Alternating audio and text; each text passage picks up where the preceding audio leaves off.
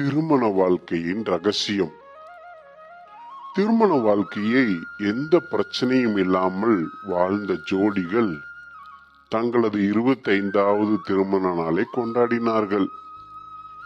ஊரையே கூட்டி விருந்து வைத்து தங்களது திருமண நாளை கொண்டாடிய தம்பதியினரை பற்றி அறிந்த அந்த ஊர் செய்தியாளர் ஒருவர் அவர்களை பேட்டி கண்டு பத்திரிகையில் போட விரும்பினார்.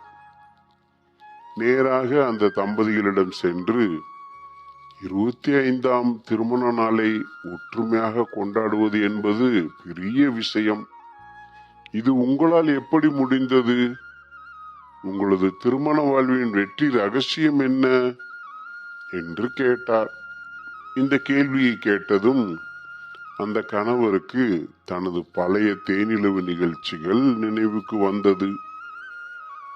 நாங்கள் திருமணம் முடிந்ததும் தேனிலவுக்காக சிம்லா சென்றோம். அங்கு எங்களது பயணம் சிறப்பாக அமைந்தது. அப்பகுதியை சுற்றி பார்க்க நாங்கள் குதிரை ஏற்றம் செய்வது என்று தீர்மானித்தோம். அதற்காக 2 குதிரைகளை தேர்ந்தெடுத்து இருவரும் ஒவ்வொரு குதிரையில் ஏறிக்கொண்டோம். எனது குதிரை மிகவும் அமைதியாக சென்று கொண்டிருந்தது. ஆனால் என் மனைவி சென்ற குதிரை மிகவும் குறும்புத்தனமாக இருந்தது.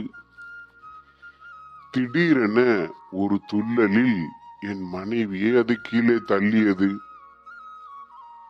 அவள் கீழே இருந்து எழுந்து சுதாரித்து கொண்டு அந்த குதிரையின் மீது மீண்டும் ஏறி அமர்ந்து கொண்டு, இதுதான் உனக்கு முதல் முறை என்று அமைதியாக கூறினாள். சிறிது தூரம் சென்றதும் மீண்டும் அந்த குதிரை அவ்வாறே செய்தது. அப்போது என் மனைவி மிக அமைதியாக எழுந்து குதிரையின் மீது அமர்ந்து கொண்டு, இதுதான் உனக்கு 2ஆம் முறை என்று கூறியவாறு பயணிக்க தொடங்கினாள்.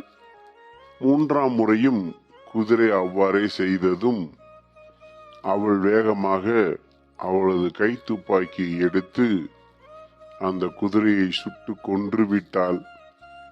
இதை கண்டு அதிர்ச்சி அடைந்த எனக்கு மிகவும் கோபம் வந்துவிட்டது. நான் அவளை திட்டினேன். ஏன் இப்படி செய்தாய்? நீ என்ன முட்டாளா? ஒரு விலங்கை கொன்று விட்டாயே, அறிவில்லையா என்று கேட்டேன். அவள் மிகவும் அமைதியாக என்னை பார்த்து, இதுதான் உங்களுக்கு முதல் முறை என்றாள். அவ்வளவுதான். அதன் பிறகு எங்களது வாழ்க்கை மிகவும் அமைதியாக சென்று கொண்டிருக்கிறது என்றார் கணவர்.